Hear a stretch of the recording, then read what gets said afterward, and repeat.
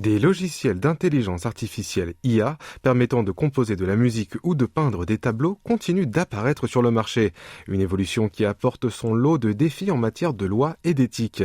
Lapin vêtu d'une veste, portrait, univers comme toile de fond, il suffit de saisir des instructions simples pour obtenir en quelques secondes des images uniques au monde proposées par une intelligence artificielle.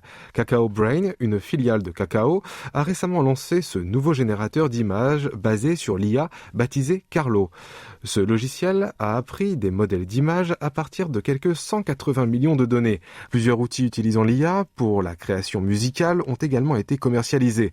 On trouve aussi sur la plateforme YouTube de nombreuses chaînes proposant des morceaux de musique créés par cette technologie. L'essor de l'intelligence artistique dans le domaine de la création artistique ne manque pas de soulever des questions d'ordre juridique et moral. La première question est déjà de savoir si on peut parler d'une création originale plutôt que d'une reproduction. La législation sud-coréenne ne reconnaît pas de droit d'auteur aux œuvres générées par l'intelligence artificielle. De ce fait, il est difficile de leur imputer une quelconque responsabilité en cas de suspicion de plagiat ou d'autres violations de normes morales.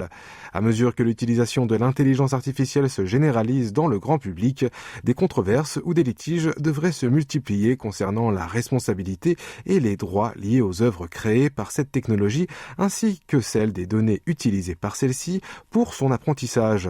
Notons que la banque d'images mondiale Getty a récemment intenté une action en justice contre un développeur britannique d'IA qui a utilisé ces clichés pour entraîner une intelligence artificielle génératrice d'images.